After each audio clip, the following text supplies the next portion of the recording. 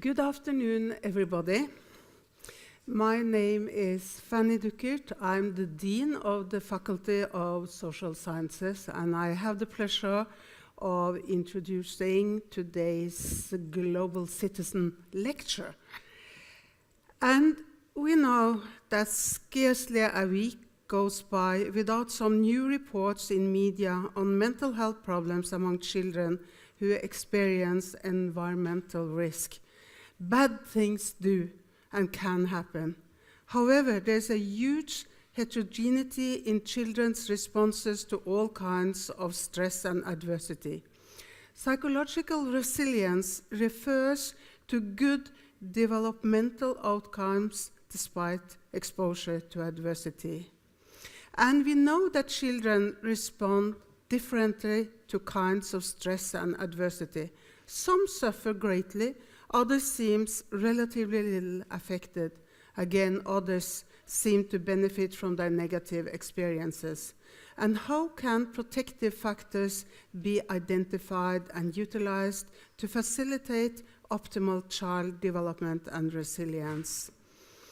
And protective factors are identified in the child, in the family, daycare, local neighbors, and the green nature. In the future, interventions to facilitate optimal child development and resilience are most effective when they reflect the complexity of protective factors from neurons to neighborhoods. And today's lecture is Professor Anne Inger Helmen Borge. Should we take it back? I'm sorry. She is one of our internationally best-known professors in developmental psychology. She has conducted longitudinal studies from childhood to adulthood about behavioral and emotional development. And she is an expert on the topic of resilience. And she is presently also the deputy head and the head of research at the Department of Psychology. So, Anne Inger, the floor is yours. Thank you.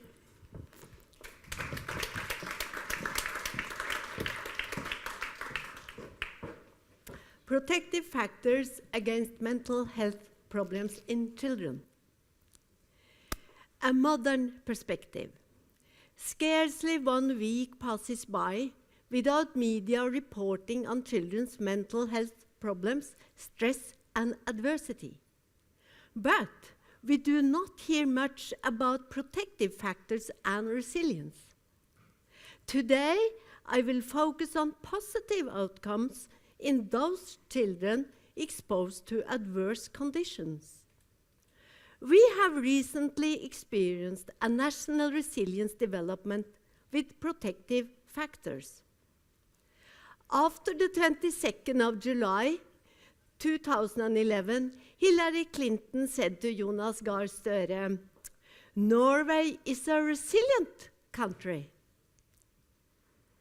The aims of today's Global Citizen Lecture are to inform you on resilience research, which is a modern perspective in psychology, to illustrate protective factors against mental health problems in children exposed to different types of risk, and to suggest interventions for children on different levels: the individual, family, environment, national, and global level. After many years of intervention with children with mental health problems, is it hope for a breakthrough in child psychology as we have seen in technology? Technology has taken us to Mars. Is our psychological science as well developed for understanding children's development? A change of perspective is necessary. Your change of perspective is a reason for moving beyond psychopathology to protective factors and resilience. Psychopathology is the classical way of looking at it and asking what causes mental health problems. What I ask you today is move a bit further to protective factors and resilience and ask what causes good functioning in spite of risk. The background for this new perspective can be divided into 4 waves. First, in the 1960s, researchers found that the majority of mothers with severe mental illness had well-functioning children. In the 1970s, children's capacity to develop resilience in the face of adversity intrigued researchers. In the 1980s and 90s, protective factors came into focus and what buffer children at risk against mental health problems. From 2000 up till today, researchers look at protective factors in genetics, families, and neighborhoods in longitudinal studies. Protective factors in general reduces the effects of risk in a positive way. Avoidance of the protective factor is likely to increase vulnerability rather than promote resistance. However, we cannot assume that protective factors apply universally, and we need to pay attention to the social context. There is evidence of protective factors from various types of psychological research. Experimental stress in animals leads to beneficial effects on the neuroendocrine system. Repeated parachute jumping leads to physiological adaptation. Exposure to infections leads to relative immunity. And experience in children of coping with family poverty may lead to later psychological strength. That is, risk, resilience, and protection are the essential concepts of today's lecture. Protection may depend on individual features in the child, the family, and factors outside the family. And protection among adults or parents may stem from turning point experiences that knife off the past and provide new opportunities. Knowledge about protective factors have implications for prevention. Awareness of these factors and experiences inform us on the design of interventions aimed at enhancing coping skills early in children's lives, which is wiser than trying to repair disorders later. Furthermore, context and child age are important in research. Resilience is a dynamic process involving shifting balances of protective and vulnerability forces in different risk contexts and at different developmental stages. Some of this introductory part. Resilience is an interactive phenomenon that is inferred from findings indicating that some children have a relatively good outcome despite having experienced serious stressors or adversities, their outcome being better than that of other children suffered the same experiences. I'm now moving to the second part of my lecture. I will give you 14 examples of research evidence and findings of protective factors at 5 different levels.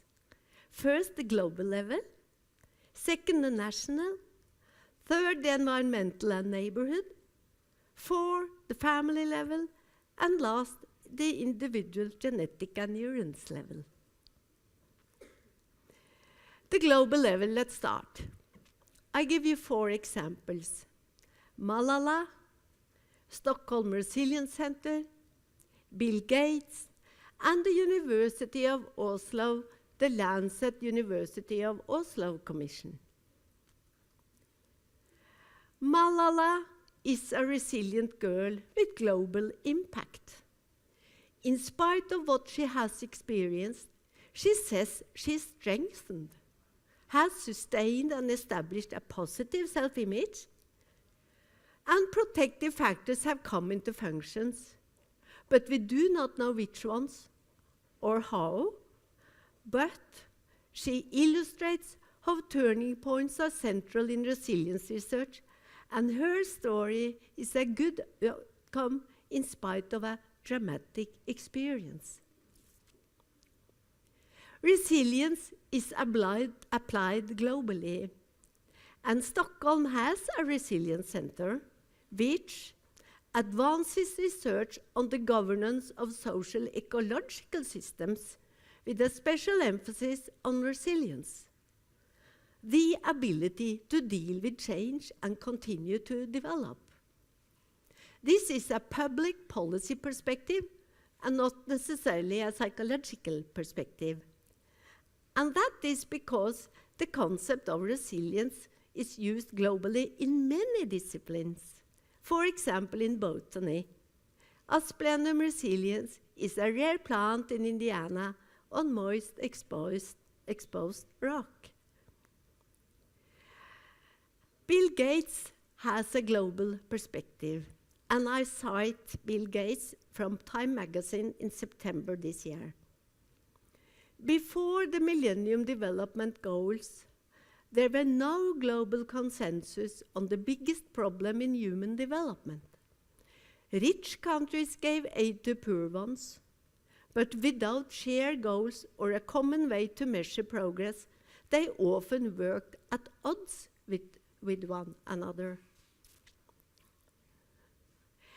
The Lancet University of Oslo Commission is another promising initiative which aims to fighting indifference and promoting empathy on a global level. The Commission on Global Governance for Health, University of Oslo, was established in 2011 in collaboration with the Lancet and Harvard School of Public Health. The journal Lancet has a series of reports about children's development in low-income countries. More than 200 million of children younger than 5 years old from low-income countries do not attain their developmental potential due to poverty, inequality, nutritional deficiencies, and inadequate schooling. In sum, global level and protective factors. Despite arguments about the importance for changing context for human development, only a few psychological studies examine the effects of macro-level changes on children's social, cognitive, and psychological functioning. And these studies were conducted mostly in Western societies. Then I move to the second level, the national level, and I give you 3 examples illustrating protective factors from New York, America, protective factors and resilience in New York after the 11th of September 2001, Zambia, an intervention study, and Norway, some national policies as protective factors. The review of research 10 years after the 11th of September 2001 in New York shows that 1/3 of the exposed individuals in Twin Tower showed resilience afterwards. No symptoms, good function at school or work, but of course another 1/3 had severe problems and another 1/3 moderate problems. One national protective factor was an increased collective effect to give donations. I want you to note that we must never forget that many children do not develop resilience and need therapy. Protective factors worked indirectly in America and New York, and psychological first aid was best when therapists instructed others, not the affected victims, but friends and parents, how to talk to the exposed victims.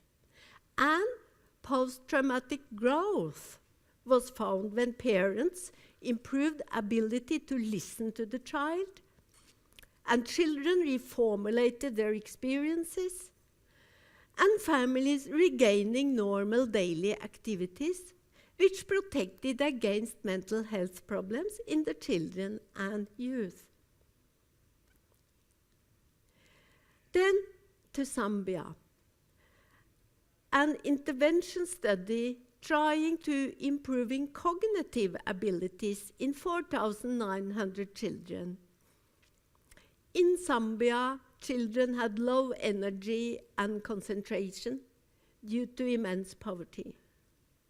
The researchers compared effects of improving teacher qualification with children receiving vitamins and deworming medication on their academic abilities. Teaching simple concentration exercises improved the children's cognitive achievements, but those children receiving low-cost medication showed better cognitive scores. Then Norway. We have 38 years increasing daycare provision, which is a successful modern history. From 1975 up till today, an increasing number of the children attend daycare. In families with high psychosocial risk, daycare can be a protective factor. What makes a difference for child mental health problems is, however, not where the child is cared for, but whether the family has psychosocial problems. Children from at-risk families profit from daycare peer relations and develop social resilience. Daycare reduces physical aggression among children from families with high number of risk factors. And this illustration illustrates on the right-hand side families with high risk, that children attending non-maternal care, the red bar, have lower level of physical aggression compared with children in high-risk families having maternal care. But remember, Norway's cultural gate and national protective factors differ from most other countries globally. Our national protective factors are our generous parental leave policy, which means that babies are cared for at home the first year of life, and thus the infants are securely attached and ready for meeting peers in daycare. And these generous policies open up for young mothers to study, work, and plan a career. Parental leave, female labor participation, and 0 to 3-year-olds in childcare. I have compared these factors in 10 countries, and the blue line illustrates the percentage of female labor participation in the different countries. The red line, the number of weeks of parental leave, and the yellow, enrollment of 0 to 3-year-olds in childcare. And you can easily see that the Scandinavian countries are on top in both female labor participation and parental leave policies. And you can observe the very different picture in countries like Australia, United States, and European countries like Germany and France. In sum, protective factors on a national level. We have interesting psychological research findings about protective factors for victims after national catastrophes.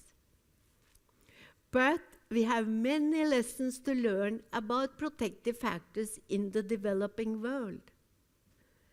And we need to be careful when comparing findings in child development between countries that differ in social policies.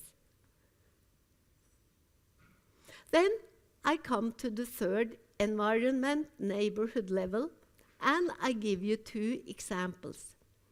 First, one from the United Kingdom, Britain, the Environmental Risk Longitudinal Twin Study, with 2,234 twin children and environment, and a study, my own study from Norway, the first friendship study, and whether being outdoors make a difference in symptoms of mental health problems in children.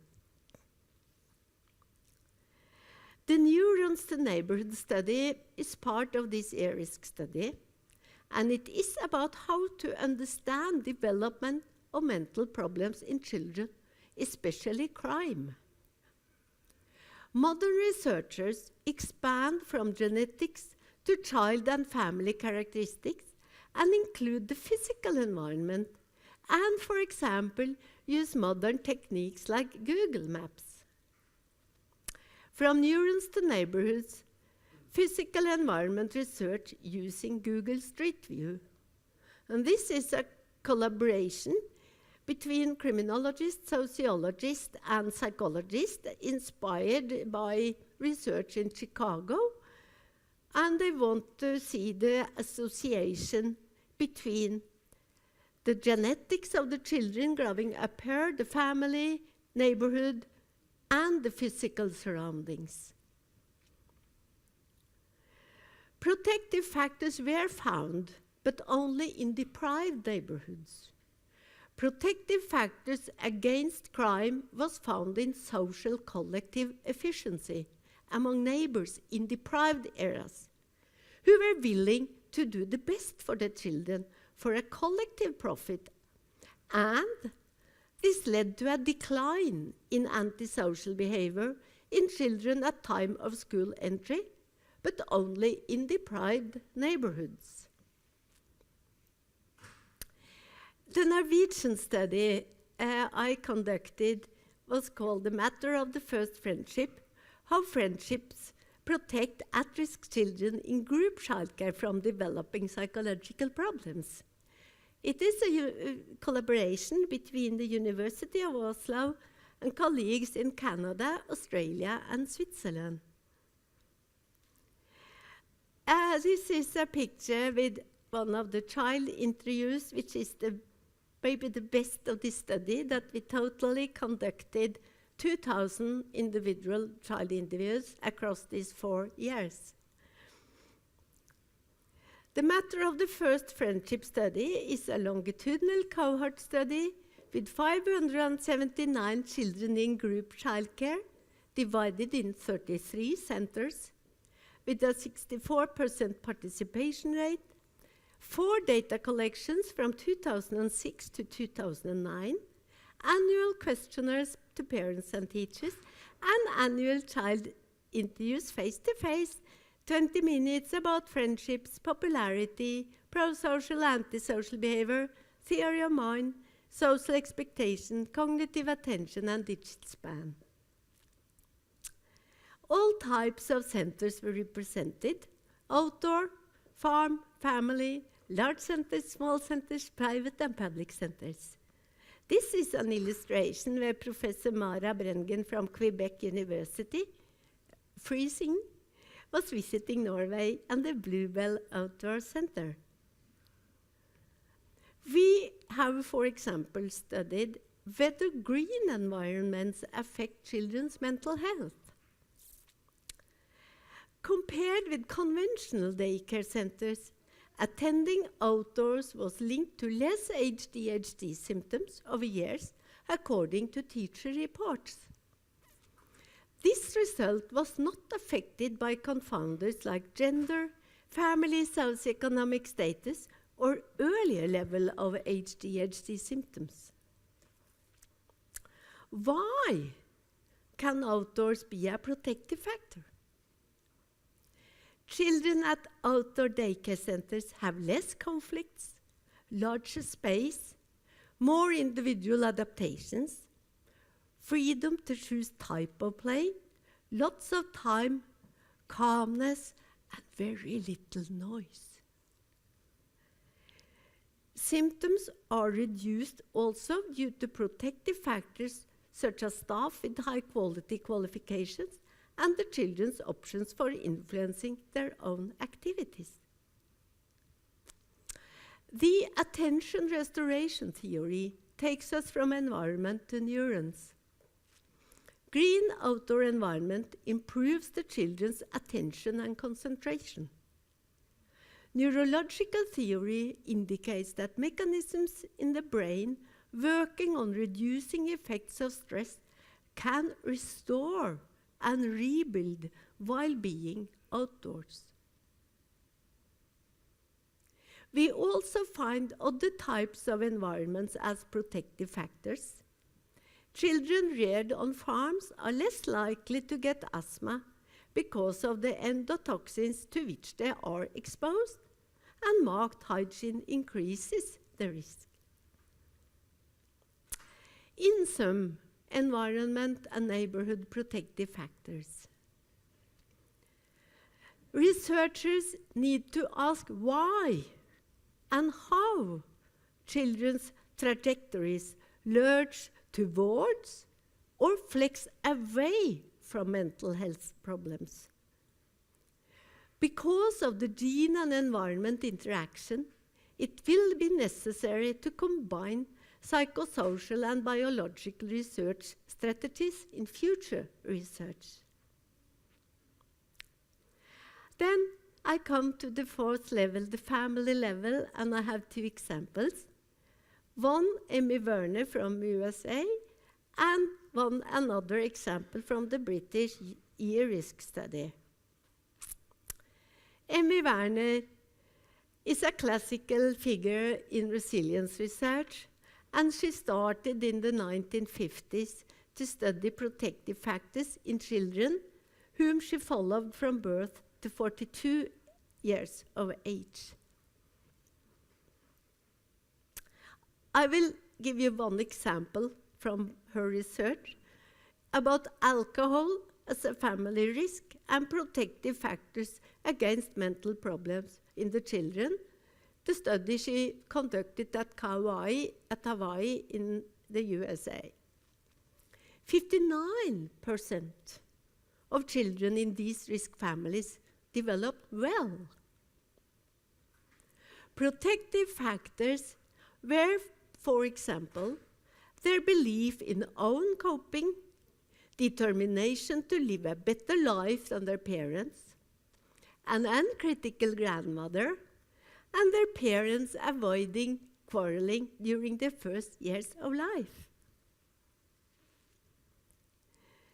Family protective factors against bullying is studied in the E-risk study in UK. The role of family is important in bringing about resilience and has a strong effect in case of bullied children.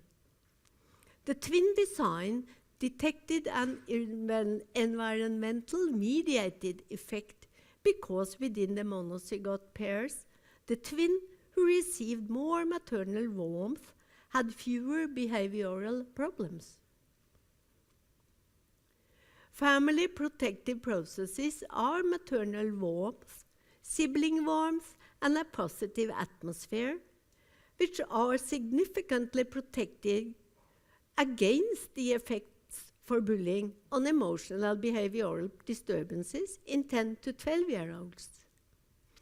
The benefits were evident in both bullied and non-bullied children, but larger in bullied. Family protective effects in sum. There is a majority of studies of risk and protective factors in families. I have not mentioned here, of course, but one of my main messages today is to avoid a deterministic framework, thinking there is a direct association from risk in the family to mental health problems in the child. Instead, we have to look for the mediating mechanisms and heterogeneity in children's responses to the same risk factors. Then I come to the individual child level, and I have two short examples, historical glimpses, and one from the famous Dunedin, New Zealand longitudinal study. In the Hampstead nursery shelter during World War II, Anna Freud, daughter of Sigmund Freud, and Dorothy Burlingham observed the close best friendship among children experienced separation and lack of attachment in concentration camps. And in international literature, Emily Bronte wrote a novel about Jane Eyre in 1847, and we have seen the importance of Jane's best friend Helen for Jane's development under risky institutional context. The New Zealand study is an example here about boys who experienced maltreatment and are at risk for antisocial behavior in adulthood. Genetic informative research helps elucidate the causal processes that underlie individual children's responses to adversity. We shall see that the effect of exposure to childhood maltreatment on antisocial behavior in adult age is moderated by a variation in specific genes, and that the normal family is an immensely protective factor. This slide illustrates genetic vulnerability. This composite index of antisocial behavior, and the other illustrates childhood maltreatment and whether there were non-maltreatment in the families, probable maltreatment, or severe maltreatment in the family when these 442 men were children. This illustrates whether they had antisocial behavior as 26-year-olds, and the researchers had data on their development from 3 years, so they could go back and check whether there had been maltreatment in the family. In addition, they knew that there were signs that said there is an association between a specific genetic makeup and later crime. What you see here, which is very important, is that if you are a boy with a low MAOA activity, which is an enzyme that regulates gene and serotonin, there is absolutely no risk if the family is normal, or there is no maltreatment. And the risk is only present when the child meets severe maltreatment in the family. This is from Caspi and the paper in 2003 published in Science, and it has been a very, very change of our thinking in developmental psychology. And it's always one of the most difficult to explain to the students. But it's one of the most important, I think.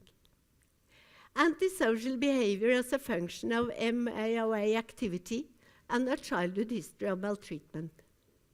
The influence of genes was only shown through demonstration of the interaction with the childhood maltreatment.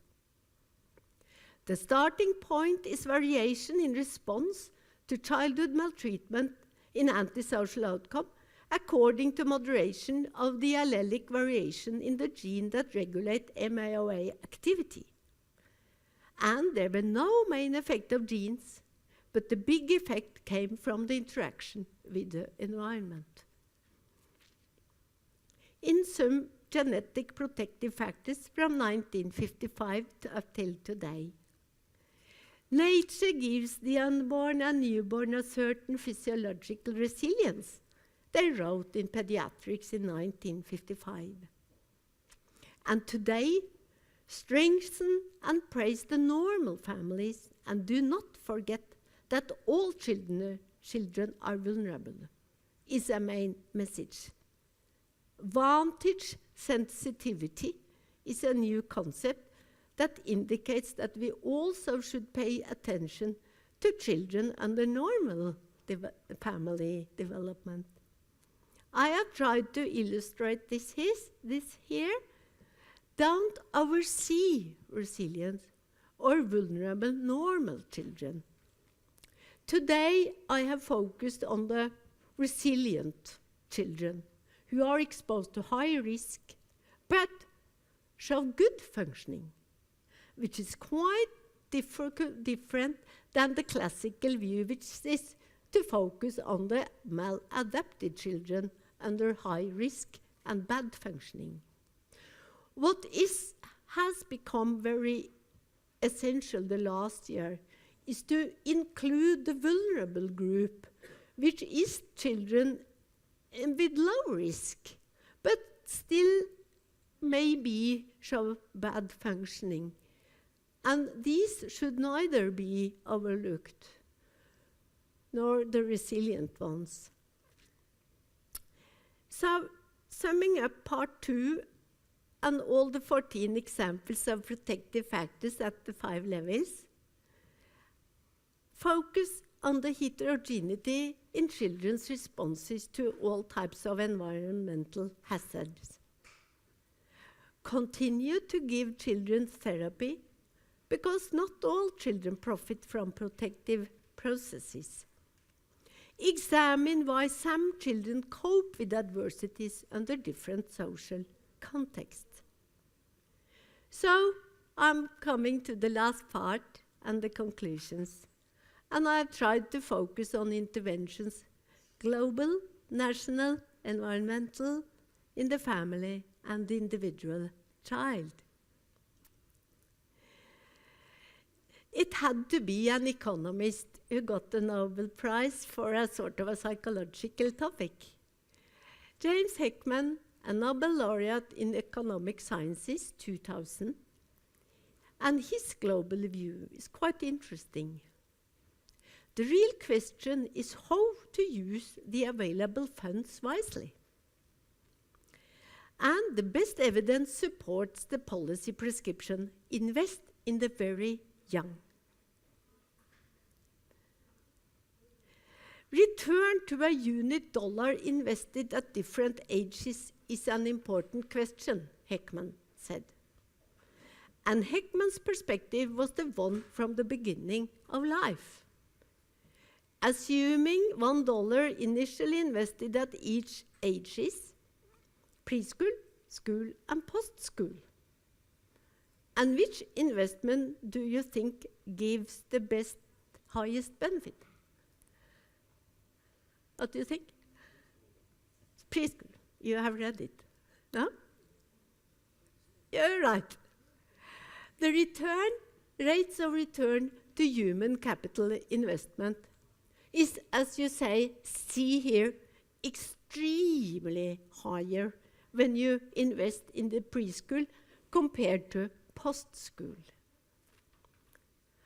This is an important example of economy and psychology, and I think it is an important argument to try to focus on preschool. And when it comes to national interventions, we need to target malleable protective factors and take a closer look at the context and what makes a difference for intervention, and a target that is changeable, such as reducing adversity factors and supportive, promotive factors. I couldn't find very good ideas what to do to implement something globally or nationally. This is a picture from an orphanage in Ghana and voluntary work. My colleague, Professor Marina Dankarts at the Leuven University, she took her 4 children and went to Ghana during their summer vacation to do voluntary work at an orphanage. I think it is quite impressive, maybe a way to start. Environment and neighborhoods. We can integrate in research the restorative benefits of nature. And we have to be careful because moralizing exists. People may say they cope and do not need support, these resilient children. And remember, resilience operates through social relationships, which are very important protective factors. Family and child intervention. We should never underestimate children's capacity to overcome extreme events or face psychosocial risk. But this does not mean that children are invulnerable to other risks later in life. Children may be resilient to some environmental hazards, but not to others. And resilience cannot be identified as an individual trait. At the individual child genetics and neurons level, not all develop resilience and need therapy. Self-confidence is very important. Resilience operates through the lifespan, involves own activities, flexible solutions of different crises, and ability to use turning points for opening up new possibilities. Examining the environment will inform us on genetics and remember heterogeneity as the starting point. Thank you for your attention. And I finish with this citation from Martin Luther King I discovered under a tree in Washington, which says, "The ultimate measure of man is not where he stands in the moment of comfort and convenience, but where he stands at times of challenge." Thank you.